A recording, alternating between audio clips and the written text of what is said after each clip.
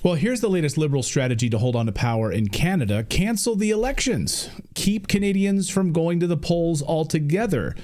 Take a page out of Zelensky's handbook in Ukraine. Listen to Karina Gould, the Trudeau's House leader and Liberal leadership candidate, who says Liberals may not allow Canadians to vote in an election this year because of a tariff war with Trump. It's Trump's fault. Listen.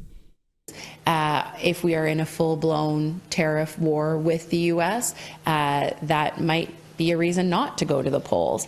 But we are also in a minority government, and so it's actually not just up to the government at the time.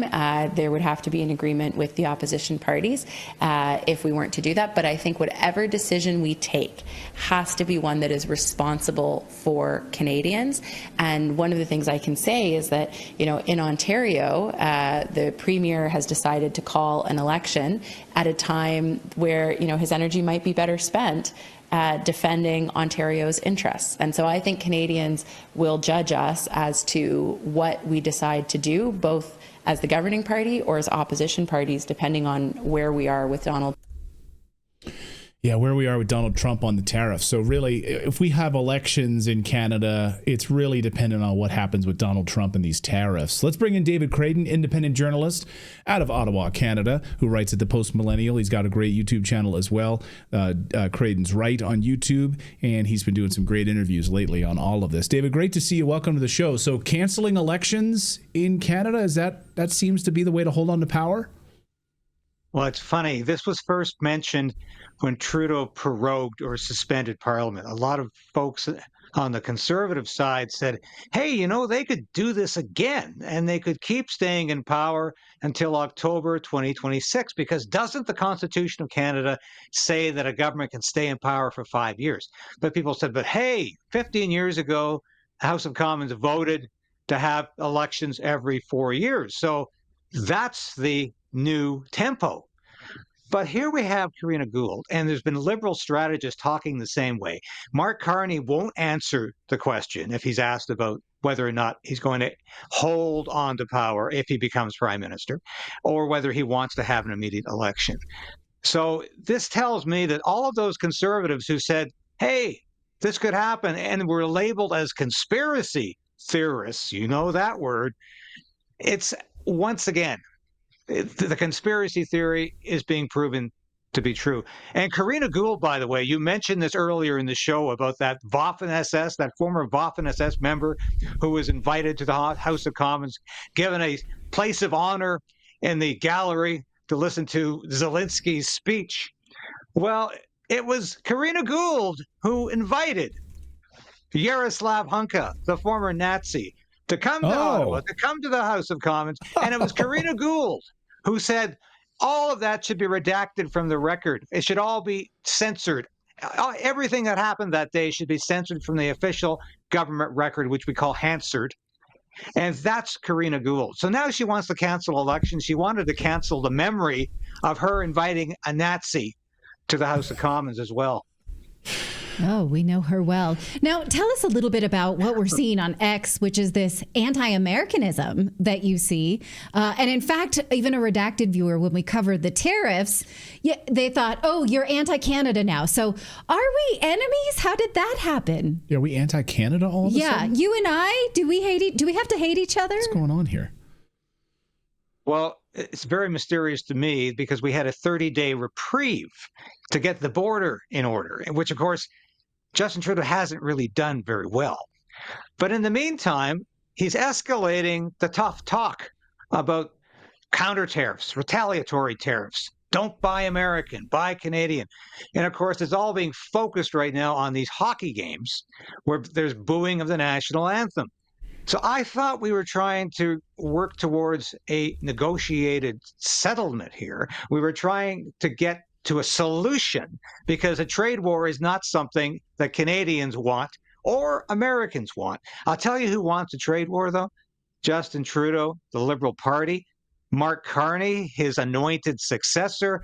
They want a trade war because they want to run in the next election against Donald Trump not against Pierre Poilievre and the Conservatives, because they're going to lose that election. But they think they can win an election against Donald Trump, this U.S. boogeyman. The Liberals have been doing this for decades, putting the Americans up as this other party out there, as putting the United States up as this foreign entity that is corrupting and subsuming Canadian values. And we need to be vigilant and we need to be on guard against the United States. This is an old liberal trick, but I can tell you, I don't think it's going to work because people know what Trudeau, Carney, and people like Karina Gould are up to. This is just face-saving measures so Canadians can forget a decade of catastrophic management of the economy, a decade of absolute disaster in this country. That's what Trudeau and the other Liberals want Canadians to forget when they focus on Donald Trump and the United States. Most Conservative Party supporters love Donald Trump because of what he's doing right now through these executive orders, how he's defeating the deep state, how he's coming out strong against DEI and against critical race theory, how he is restoring common sense. That's the same platform the Conservative Party in Canada is running on. It's a common sense platform. So I don't think this is going to work. We're not enemies. As Lincoln said before the Civil War, we are not enemies, we are friends, and we have to remember that. Well, that's something Maxime Bernier continues to say in his platform on X. And this week, he's been really excited about peace talks between Russia and the United States and its proxy, Ukraine. So which leaders do you have in Canada that are saying that are anti-war, that are for peace, that are willing to say Zelensky's a thug, besides Maxime Bernier? Yeah, is Poilievre on that train? No, unfortunately we don't. And I criticize Poilievre on this all the time because I, like you both, I'm completely, utterly opposed to this war in Ukraine and the billions of dollars we have sent into this black hole of Kiev. And we continue to do that. We need to end this war. I agree the war was not started 3 years ago. It goes back to at least 2014. There are lots of reasons for this invasion of Russia. Ukraine cannot be a member of NATO. It's an outrageous idea. But no, Pierre Poilievre is not saying this. He's been in lockstep with Justin Trudeau all along. And there's no other political party in Canada except the People's Party of Canada that is supporting this. And my hat's off to Maxime Bernier.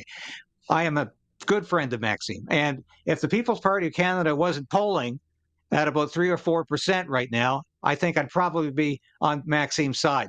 But even Maxime has told me he does not expect to be the next prime minister. He knows the Conservative Party of Canada is probably going to win the next election and Pierre Poilievre will be the prime minister. But I will keep pushing Pierre Poilievre from the right, from a conservative perspective, on foreign policy as well as fiscal policy, because I worked at the House of Commons for far too many years. I know I can't trust politicians. I know one thing about politicians, they will always let me down. And if we don't push them in the right direction, and I use that word right in a very two distinct ways. If we don't do that, they will always drift to the left, and they'll always end up doing not what they were elected to do. I think that's why we're all so shocked about President Trump right now. I mean, we have a first term where he wasn't able to drain the swamp. He actually added to the swamp in his first term. And here he is totally draining the swamp. And we're all in shock that he said these things he was going to do. And now he's actually doing them. And everyone's in shock. They cannot handle it right now. It's unbelievable.